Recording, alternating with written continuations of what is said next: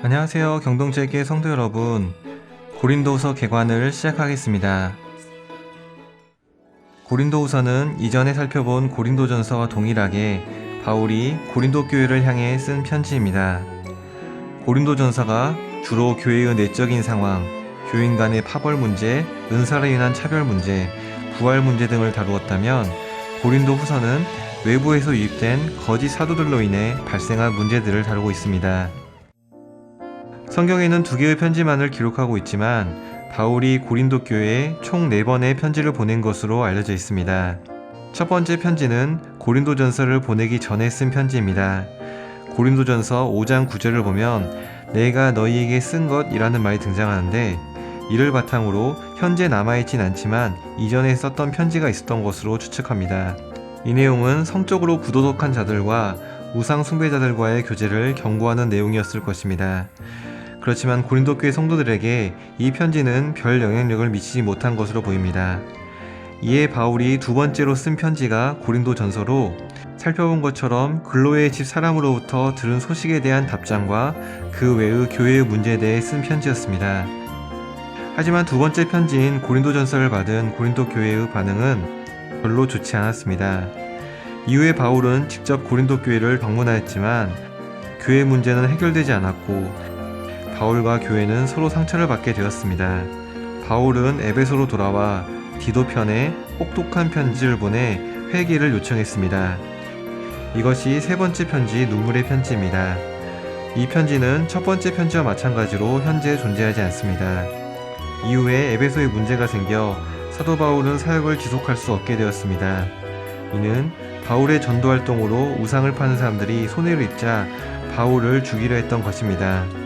그래서 바울은 에베소를 떠나 마게도냐로 갔는데 거기서 디도를 만나 3번째 편지를 받은 고린도 교회가 회개했다는 소식을 듣게 되었습니다. 이 소식을 들은 기쁨으로 쓴 편지가 고린도 후서입니다.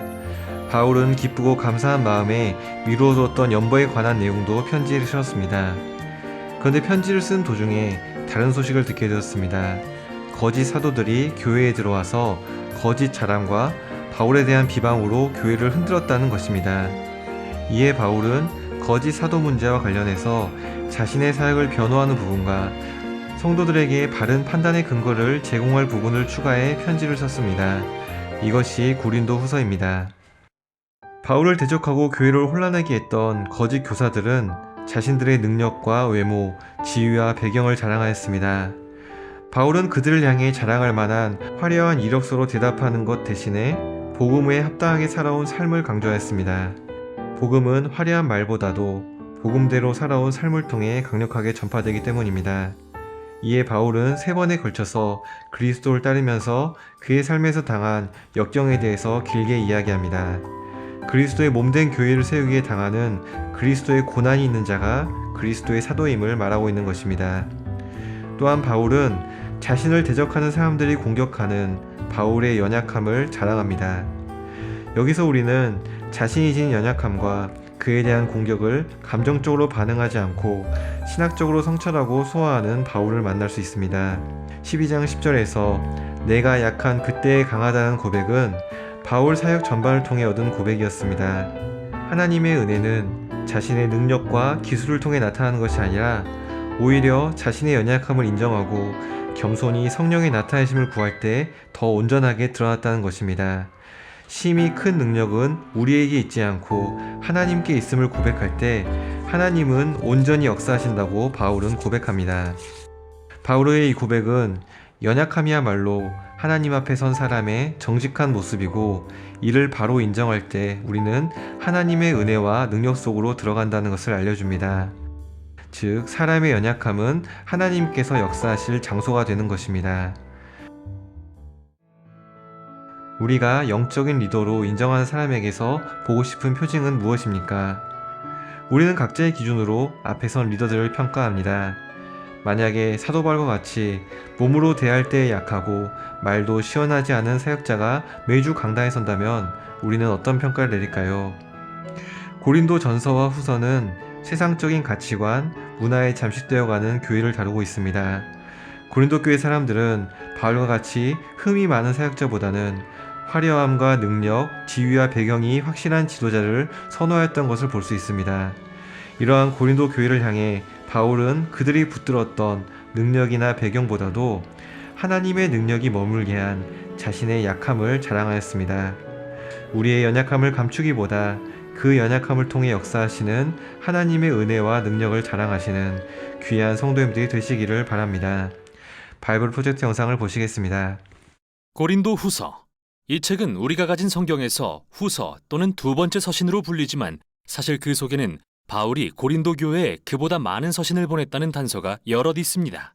이전에 바울은 선교 여행을 통해 고린도에 이 예수 공동체를 설립했는데요. 자세한 이야기는 사도행전 18장에 잘 나와 있죠. 그 후 바울은 그곳이 문제를 겪고 있다는 소식을 전해 듣게 됩니다. 그래서 그는 문제들을 해결하기 위해 우리가 고린도전서라 부르는 서신을 보냈는데 많은 교인이 그의 가르침을 거부하고 그의 권유에 반기를 들었던 것으로 보입니다. 고린도 후서에는 이 때문에 근심의 방문이라 불린 바울의 개인적인 방문 사실이 나옵니다. 그 후 애통한 마음과 많은 눈물로 쓴 서신을 보내기도 했고요. 이 모든 노력 끝에 전체는 아니지만 대부분의 고린도 교인들이 자신들의 오만함을 깨닫고 바울에게 용서를 구했으며 그와 화해하기를 바랐죠. 이에 바울은 그의 사랑과 헌신을 확신시키기 위해 이 서신을 썼습니다. 이 서신은 크게 세 단락으로 나누어지며 각기 다른 주제를 다룹니다. 바울은 먼저 그와 고린도 교회 사이에 화해를 이룹니다. 8장과 9장에서는 미뤄지고 있는 구제 문제를 다룹니다. 그리고 마지막 단락에서는 여전히 그를 거부하는 일부 교인들을 향해 권면합니다. 자, 그럼 이제부터 자세히 살펴보죠. 바울은 자비와 위로의 하나님을 찬양하며 서신을 시작합니다. 그와 고린도 교회가 분열과 분쟁을 겪는 동안 평안과 격려를 허락하신 하나님께 감사를 드립니다. 그는 일명 근심의 방문 이후 긴장을 늦출 수 없었다는 사실을 인정합니다. 또한 그들을 용서했으며 솔직하고 진실한 관계를 갖고 싶다는 마음을 밝힙니다. 그런데 애초에 그들은 왜 바울을 거절했던 걸까요? 이 서신을 더 읽다 보면 그들이 바울을 지도자로서 인정하지 않았다는 게 드러납니다. 그는 가난했습니다. 육체 노동으로 겨우 생계를 유지했죠. 또한 박해와 고난이 그를 떠나지 않았고 자기 집도 없었습니다. 더욱이 그는 대중연설가로서 그리 훌륭하지 않았습니다. 그래서 그보다 부유하고 인상적인 교회 지도자들을 접한 고린도 교인들은 그 후로 그를 낮추어 보기 시작했습니다. 사실 그를 부끄럽다고 여겼죠. 이에 바울은 먼저 그들이 단지 부와 화려한 언변을 기준으로 이 지도자들을 높이는 것은 예수님에 대한 배신이며 완전히 비뚤어진 가치관을 보여준다고 지적합니다. 바울은 진정한 그리스도인 리더십은 높은 지위나 자기를 드러내는 것이 아니라고 말합니다. 그는 자기 자신과 다른 사도들을 왕이신 예수님께 이끌려 승리의 행진에 참여하는 종들로 묘사합니다. 바울이 할 일은 자신을 높이는 게 아니라 사람들을 높으신 한 분 예수님께로 인도하는 일입니다. 그러고 나서 바울은 최근 고린도 교인들이 그의 권위와 자격을 입증할 추천서를 요구했음을 암시하는 말을 합니다. 바울에겐 정말 말도 안 되는 소리입니다. 그가 아니면 이 교회는 존재하지도 않았을 테니까요. 그래서 그는 그들이야말로 자신이 참된 지도자라는 증거이자 추천서라고 말하는데요. 그는 재치 있게 예레미야와 에스겔 선지자의 말을 인용해서 하나님의 영이 그들의 마음에 자신에 대해 새 언약의 일꾼으로서 추천서를 써주셨다고 설명하죠. 고린도 교인들은 이 외에 어떤 증거도 필요하지 않습니다. 여기서 바울의 새 언약에 대한 언급은 두 언약에 대한 긴 비교로 이어집니다. 모세를 통해 맺은 하나님과 이스라엘 사이의 옛 언약, 그리고 예수님과 성령을 통해 맺은 하나님과 고린도 교인들 사이의 새 언약이 그것이죠. 시내 산에서 받은 옛 언약은 실로 영광스러웠습니다. 모세의 얼굴이 하나님의 영광으로 빛났습니다. 비록 사라질 광채였지만요. 말할 것도 없이 그 언약의 율법은 이스라엘을 진정으로 변화시킬 능력이 없었습니다. 그러나 이에 비해 새 언약은 훨씬 더 영광스럽습니다.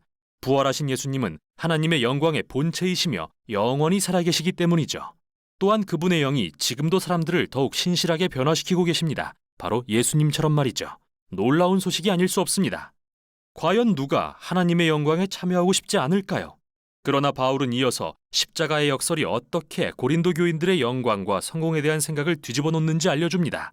결국 예수님이 왕으로서 영광스럽게 높임받으신 건 고난과 십자가형 그리고 죽음을 통해서였습니다. 십자가에서 예수님은 하나님의 구원을 드러내셨고 인류와 하나님의 화해를 위해 세상의 죄를 지고 죽으셨죠. 나아가 십자가는 하나님의 성품, 즉 남의 유익을 위해 자기를 희생하고 고난받는 완전한 사랑을 드러냅니다. 이는 또한 십자가를 닮은 새로운 삶의 방식을 보여줍니다. 바울의 목표는 십자가를 그의 삶과 사역의 본으로 삼는 것이었죠. 비록 그의 사도직이 겸손과 고난과 가난으로 대변되기는 하지만 그건 모두 고린도 교인들을 섬기기 위해서였습니다. 그러므로 그들이 바울의 가난과 고난을 못마땅히 여긴다면 예수님도 그렇게 여기는 게 됩니다. 실제로 바울의 삶의 방식과 리더십은 그가 십자가에 달리시고 부활하신 예수님을 진정으로 대변한다는 증거입니다. 그는 진심으로 고린도 교회와 화해하길 원하지만 그들이 변화되어 이 십자가의 역사를 받아들이는 것이 우선이라고 생각합니다. 열정적인 호소를 마친 바울은 이제 미뤄지고 있는 구제 문제를 다룹니다. 당시 예루살렘의 유대인 그리스도인들은 기근으로 가난에 허덕였습니다. 그래서 바울은 새로 개척한 이방인 중심의 교회들로부터 헌금을 모으던 중이었죠. 그들은 모두 예수 그리스도 안의 연합의 상징으로서 구제 물품을 보냈고 많은 교회가 기쁜 마음으로 참여했습니다. 그러나 바울과 갈등을 겪고 있던 고린도 교회는 모금이 부진한 상태였고 바울이 볼 때 이는 단지 돈의 문제가 아니라 고린도 교인들이 그리스도의 복음으로 변화되지 않았다는 또 다른 신호였습니다. 복음의 본질은 관대함에 대한 것이기 때문이죠. 여러분은 우리 주 예수님의 관대한 은혜를 알고 있습니다. 그리스도께서는 부요하나 여러분들을 위해서 가난하게 되셨습니다. 그것은 그의 가난으로 여러분을 부요하게 하시려는 것입니다. 바울은 금전적 비유를 들어 복음을 이야기하고 있습니다. 예수님은 그분의 영광스러운 명예와 부요를 포기하시고 가난한 종의 모습으로 죽기까지 낮아지셨습니다. 죄와 사망으로 가난해진 자들을 높이시고 하나님의 풍성한 은혜를 통해 부요케 하시기 위해서 말이죠. 그리스도인이 된다는 것은 이 복음을 마음 깊이 새겨서 더욱 관대하게 자신의 삶과 소유를 기꺼이 나누어 남을 돕는 사람으로 변화되는 것을 의미합니다. 마지막 단락에서 바울은 고린도 교회와의 갈등의 주요 원인인 거짓 지도자들, 그가 슈퍼 사도들이라고 비꼬아 부르는 자들의 초점을 맞춥니다. 이들은 고린도로 건너와 자기를 높이면서 바울을 가난하고 실패한 지도자라고 비방하고 다녔죠. 이에 바울은 자랑처럼 들리는 것을 무릅쓰고 말합니다. 저들이 정말 자격을 비교하고 싶은가 보죠? 그는 그들보다 뒤질 게 전혀 없습니다. 히브리 성경 전문가라고요. 바울도 그렇습니다. 그는 다름 아닌 바리새인이었습니다. 즉 성경 전체를 암기했다는 말이죠. 예수님에 대한 뛰어난 지식을 자랑한다고요. 바울은 실제로 부활하신 예수님을 만나 시간을 보냈고 예수님이 계신 하늘에 올라가는 환상도 경험했습니다. 그러나 무엇보다도 바울은 일생을 예수님을 전하는 데 바쳤습니다. 그는 안락과 안정을 포기했고 고린도 교회에 절대 돈을 요구하지 않았습니다. 큰 돈을 요구한 거짓 사도들과는 달리 스스로 생계를 유지했습니다. 하지만 바울은 이러한 업적을 자랑하지 않겠다고 말합니다. 이런 것들은 그리스도인에게 전혀 중요한 게 아니기 때문이죠. 대신 그는 자신의 흠과 약함을 자랑하겠다고 말합니다. 그의 부족함 가운데 예수님의 사랑과 자비가 발견되기 때문이죠. 예수님이 바울에게 내 은혜가 내게 족하다, 내 능력이 약한 데서 완전하게 된다 라고 하신 것처럼요. 바울은 고린도 교회를 향한 엄중한 경고로 서신을 마칩니다. 그들은 바울과 그의 삶의 방식을 무시하고 거짓 사도들을 사랑하는 자기 자신을 점검해야 합니다. 이는 그들이 근본적으로 예수님이 누구신지 이해하지 못하고 있음을 보여줍니다. 바울은 예수님의 변화된 제자답게 살지 못하는 그들을 그분의 사랑 앞에 겸손하도록 다시 한번 초대합니다. 고린도후서는 우리에게 바울의 삶과 그리스도의 십자가의 역사를 들여다볼 수 있는 매우 특별한 창을 제공합니다. 십자가는 우리의 가치관과 세계관에 이의를 제기합니다. 우리는 성공, 교육, 부와 같은 것에 가치를 두지만 하나님은 겸손과 약함에 가치를 두십니다. 그분의 사랑과 능력은 예수님의 고난과 죽음 그리고 부활을 통해 드러났기 때문이죠. 또한 십자가는 예수님의 제자들이 성령을 통해 능력을 받고 변화되어 그분의 십자가를 닮은 삶을 살 수 있도록 합니다. 이게 바로 고린도후서가 전하는 내용입니다.